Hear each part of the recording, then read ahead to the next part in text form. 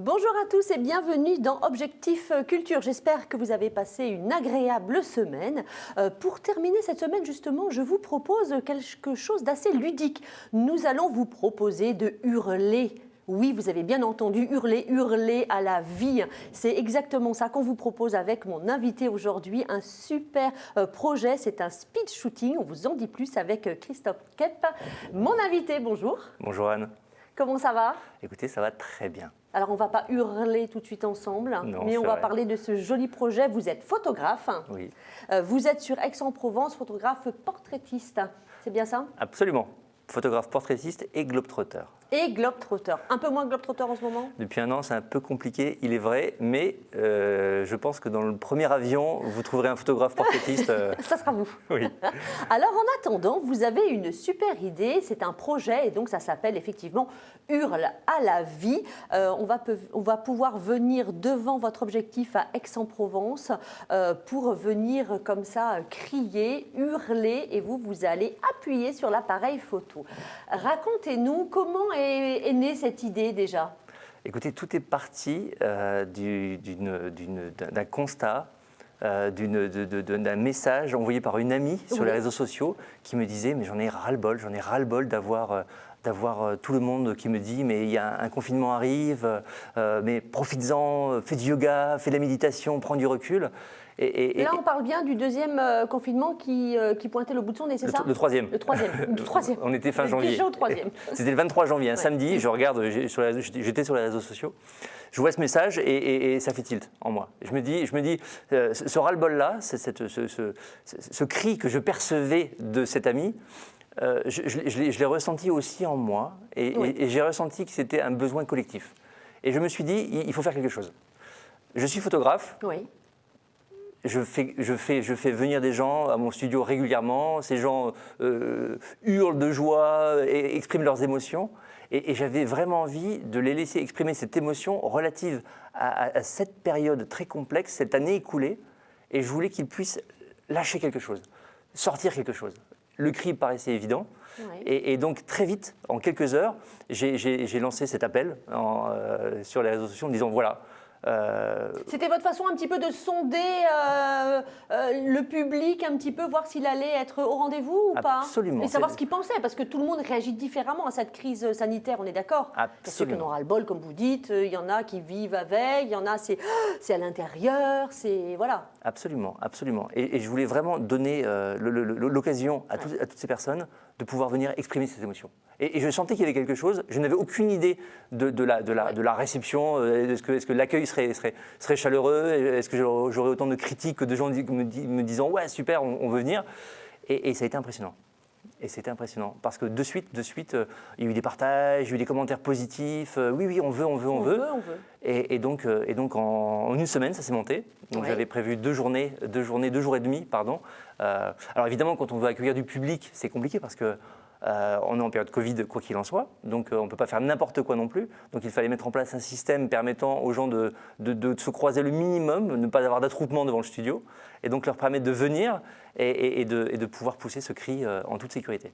Alors, donc, ce sont des rendez-vous. Hein. On va sur votre site internet et on prend des rendez-vous. Oui. On va parler des quelques dates à venir. En amont, avant de venir crier chez vous et se faire du bien, vous envoyez un petit mail parce que vous dites qu'il faut effectivement s'échauffer. On n'arrive pas comme ça. Je ne vais pas comme ça me mettre à crier devant la caméra ici et maintenant. Absolument. Parce qu'on ne se connaît pas, Oui. En tout cas jusqu'à présent. Pas bien encore. Pas bien encore. Donc, vous arrivez chez moi, vous arrivez au studio, Oui. vous dire « allez, crie », ça n'a pas de sens. Oui. Le cri doit avoir un sens. Pour qu'il ait un sens, il y a un travail à faire. Donc, le premier travail en amont, comme vous le dites, c'est un petit brief, un petit email que je vous envoie la veille ou le jour avant, ou 2 jours avant, vous expliquant, voilà, repensez vraiment à cette année écoulée pour vraiment ressentir ce que cela évoque en vous. Ça peut être de la joie. Par défaut, on pense à la colère, la frustration, la privation de liberté. Oui, le ras-le-bol arrive en premier. Okay. Absolument. Mais il n'y a pas que. Parce que j'ai des gens pendant cette crise qui se sont retrouvés et qui ont vécu des choses très fusionnelles, des familles qui ont passé beaucoup plus de temps avec leurs enfants. C'est vrai. Et donc on a beaucoup de joie aussi. On n'a pas que de la colère. On a de l'amour, on a plein de sentiments comme ça qui fusionnent en nous. Vous leur donnez un petit peu des pistes ou pas? Non, moi je les invite simplement à réfléchir à ce qu'ils ont ressenti. À ce qu'ils ont Voilà. ressenti. Donc là, on est dans le cerveau, on réfléchit avant de venir. Vous arrivez au studio et là, c'est la démarche, on inverse la démarche. L'objectif, c'est de quitter le cerveau D'accord. pour faire redescendre ces émotions et faire monter l'énergie pour arriver à ce cri. Pour avoir un cri qui soit le plus sincère et authentique. Un cri qui vous surprenne aussi. Parce que très souvent, dans votre réflexion, auparavant, vous allez vous dire ah, « moi, je suis très joyeuse, j'ai envie d'envoyer de la joie, de l'amour, ou je veux des câlins, des bisous, ou je veux exprimer une colère monstrueuse. » Et finalement, lorsque vous sortez ce cri, eh ben, c'est la surprise, on ne sait pas. Et je ne sais pas, et vous ne savez pas non plus. Et c'est ça qui est intéressant. Est-ce que ça veut dire que vous avez photographié des personnes qui pensaient, par exemple, crier un cri de joie ou de colère, et qui, quand ils ont vu la photo, ils se sont dit, tiens, c'est pas ça que je pensais exprimer. C'est exactement ça. C'est vrai? C'est exactement ça. Et c'est très touchant du coup. Parce qu'en effet, notre cerveau conduit nos conduites, notre conduite de manière générale. Par contre, nos émotions, elles sont là, quoi. On ne peut pas leur faire mentir.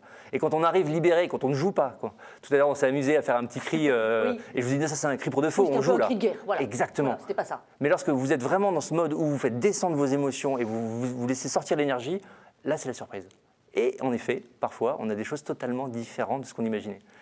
Combien de portraits vous avez fait déjà, réalisés? Là, plus de 200 portraits. Ok. Et justement, alors, on a fait ces 200 portraits. Ouais. Et vu l'engouement autour du projet, déjà, voilà, c'est un super engouement déjà. exactement. Ça fait plaisir. Donc, je trouvais dommage de m'arrêter là. Oui. Et l'idée, c'était de permettre au plus grand nombre de pouvoir venir, tout en gardant un temps très court. On ne peut pas faire un projet comme cela sur 2-3 ans. Je trouve qu'on perdrait le sens qui est vraiment lié à un contexte qui est cette crise sanitaire, ce troisième confinement qui arrive pas, on ne sait pas. Donc, c'est vraiment, il faut que le temps soit très court. Qui vient? On peut venir seul, on peut venir à deux, max combien avec la crise? 4. Ok. 4 personnes par créneau. Par famille, Voilà. dans ce cas-là, après, c'est si vous famille. êtes 8, vous venez un créneau de 4 et puis le créneau d'après 4, par Ok. exemple. Voilà. Est-ce qu'on vient comme on est là aujourd'hui? Est-ce Oui. qu'on peut venir un petit peu déguisé? Je ne sais pas. Est-ce qu'on peut aller un peu plus loin dans l'idée du projet? Absolument. L'idée, c'est de venez comme vous êtes, venez avec votre fantaisie, venez avec vos idées créatives. J'ai un couple qui est venu avec par exemple, toutes leurs affaires de sport.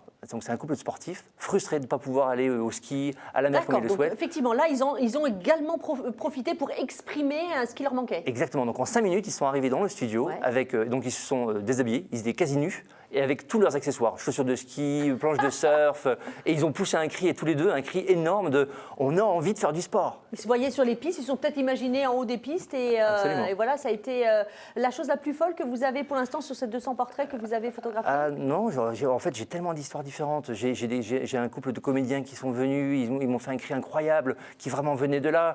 J'ai un autre couple qui est venu en me disant nous, cette période Covid, ce confinement, c'était l'occasion de nous retrouver vraiment de manière fusionnelle, intense. On a envie de faire l'amour en poussant ce cri.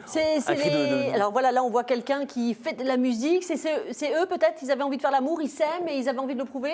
Est-ce que c'est eux? Alors, les deux là, alors, c'était pas eux, c'était pas eux, la photo n'est pas encore sortie. Mais eux, ils sont arrivés avec leur fantaisie et j'adore, Cédric et Andy. Ils ont l'air si heureux. Hein. Exactement, C'est ça. exactement. Eux, ils venaient témoigner du bonheur d'être ensemble dans cette période-là. Donc les prochaines sessions, c'est le 21 et 22 février, Oui. également le 5 et 6 mars, donc il faut bien réserver sur le site voilà, votre petit créneau en amont. L'idée, c'est effectivement peut-être une expo après. Oui. L'objectif, c'est de rendre hommage à toutes ces Bien personnes sûr. qui sont venues crier. Donc, au-delà de la photo qu'ils vont récupérer pour eux, qui fait partie du projet, l'idée, c'est de partager ça avec le plus grand nombre. Lors de mes précédentes expositions, on était plutôt dans des galeries, des endroits assez élitistes où finalement tout le monde ne va pas.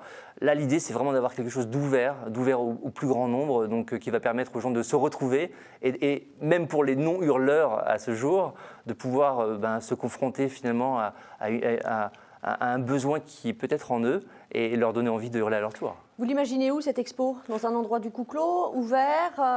Vous ne savez pas encore? Je ne sais pas permis encore. Je suis en réflexion, j'ai des contacts, j'ai eu des propositions déjà. Il est vrai, encore une fois, je cherche un lieu ouvert, le plus ouvert possible. Ça peut être une grande salle, ça peut être un hôtel de ville, Et ça peut avec être une rue.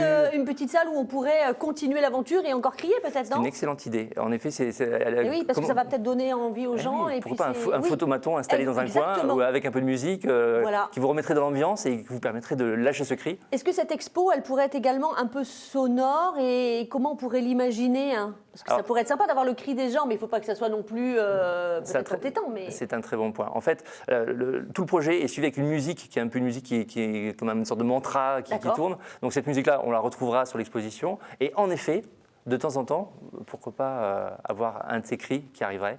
Donc pour les sessions qui arrivent là, on fait une captation sonore de la même manière, en même temps que la photo, pour pouvoir en effet potentiellement restituer ces cris pendant l'exposition à différents moments. On pourrait imaginer quelque chose de fou également. Vous savez où je verrais bien une photo, hein. Dites-moi. C'est sur la Corniche à Marseille où il y avait le portrait de Zidane. Vous voyez ou pas? Très très bien. Ça pourrait être magique, non? Ah, absolument, absolument. Ça serait une merveilleuse idée. Et encore une fois, ça rendrait aux gens cette possibilité de s'exprimer et de dire leur ras-le-bol, de crier et de hurler leur envie de vivre. Comment parler de cette crise sanitaire qui nous fatigue un petit peu tous au quotidien et d'avoir quelqu'un, parce que sur les photos, on voit, on crie, mais quand il y a le sourire en même temps, c'est magique, quoi. Absolument. Effectivement, ça donne de l'espoir. C'est vrai, c'est vrai. C'est vraiment un joli projet. Merci. Hurle à la vie à Aix-en-Provence et je le dis bien sur réservation. Il faut bien noter également que c'est gratuit votre projet. Absolument, absolument. Donc ça, on peut venir avec les enfants, en famille, des collègues de boulot. Donc ça, il ne faut pas hésiter, c'est ouvert à tous. Et puis, évidemment, on espère bien qu'il y aura une expo.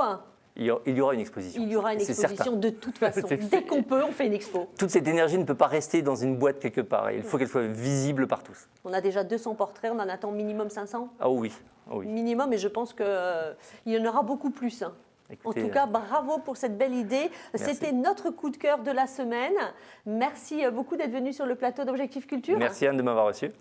Je vous souhaite une excellente soirée, un excellent week-end. Je vous embrasse très fort et je vous dis à la semaine prochaine.